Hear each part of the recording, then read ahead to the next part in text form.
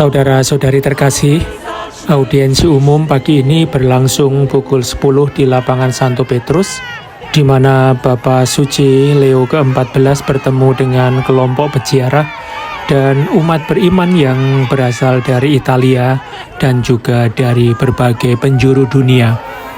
Dalam pidatonya dalam bahasa Italia, Paus melanjutkan rangkaian katekese tentang dokumen Konsili Vatikan II, terutama konstitusi dogmatis tentang gereja Lumen Gentium. Berikut ini katekese beliau. Saudara-saudari terkasih, selamat pagi dan selamat datang. Kita melanjutkan katekese tentang dokumen Konsili Vatikan II dengan membahas konstitusi dogmatis Lumen Gentium tentang gereja. Setelah sebelumnya gereja dipaparkan sebagai umat Allah, hari ini kita melihat bentuk hierarkisnya. Gereja Katolik memiliki dasarnya pada para rasul yang dikehendaki oleh Kristus sebagai pilar-pilar hidup dari tubuh mistiknya. Gereja juga memiliki dimensi hierarkis yang bekerja demi kesatuan, perutusan, dan pengudusan semua anggotanya. Tata suci ini secara tetap berakar pada para rasul, karena mereka adalah saksi yang berwibawa atas kebangkitan Yesus, dan diutus oleh Tuhan sendiri untuk menjalankan perutusan di dunia. Karena para rasul dipanggil untuk menjaga dengan setia ajaran keselamatan dari Sang Guru. Mereka meneruskan pelayanan mereka kepada orang-orang yang sampai Kristus datang kembali, terus menguduskan, membimbing, dan mengajar gereja melalui para penerus mereka dalam tugas penggembalaan. Suksesi apostolik ini yang berakar dalam Injil dan tradisi diperdalam dalam bab 3 Lumen Gentium yang berjudul Susunan Hierarkis Gereja dan secara khusus Episkopat. Konsili mengajarkan bahwa struktur hierarkis bukanlah ciptaan manusia yang hanya berfungsi untuk mengatur kehidupan internal gereja sebagai suatu badan sosial, melainkan suatu lembaga ilahi yang dimaksudkan untuk meneruskan perutusan yang diberikan Kristus kepada para rasul sampai akhir zaman.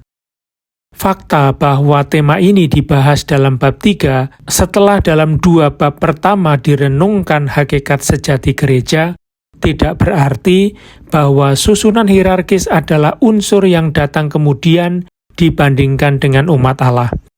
Seperti dicatat dalam Decret Ad Gentes, para rasul sekaligus merupakan benih Israel yang baru dan asal mula hierarki suci, yakni sebagai persekutuan orang-orang yang ditebus oleh Paskah Kristus dan diteguhkan sebagai sarana keselamatan bagi dunia.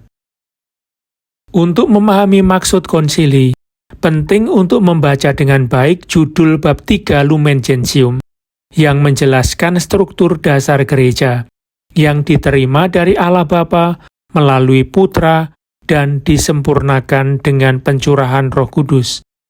Para bapa konsili tidak bermaksud menampilkan unsur-unsur kelembagaan gereja semata-mata, seperti yang mungkin dipahami dari kata konstitusi bila dimengerti dalam arti modern.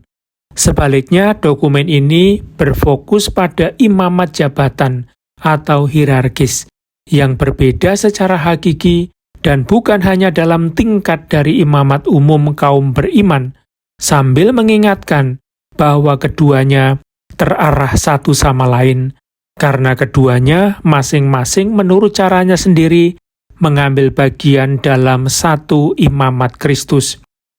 Jadi, konsili berbicara tentang pelayanan yang diteruskan kepada orang-orang yang menerima kuasa suci atau sakra potestas untuk melayani dalam gereja.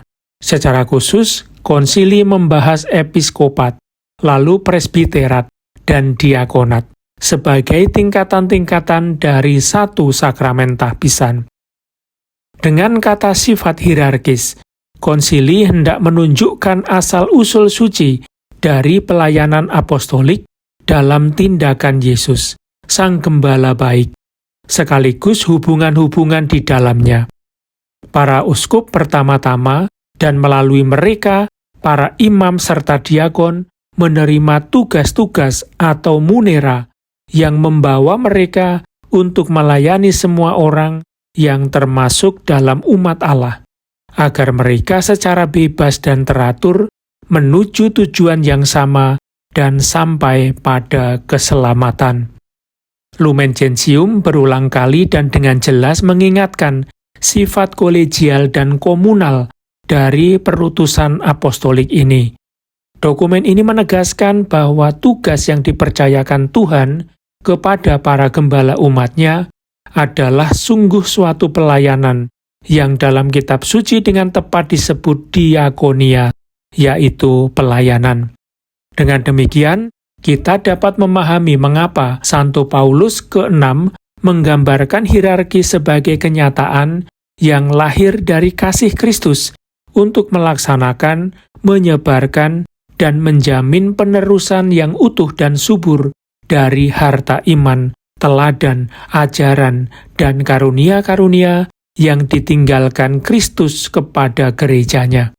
Saudara-saudari terkasih, marilah kita berdoa kepada Tuhan agar Ia mengirimkan kepada gerejanya para pelayan yang bernyala-nyala dalam kasih Injil, yang membaktikan diri bagi kebaikan semua orang yang dibaptis, dan yang menjadi misionaris yang berani di setiap bagian dunia.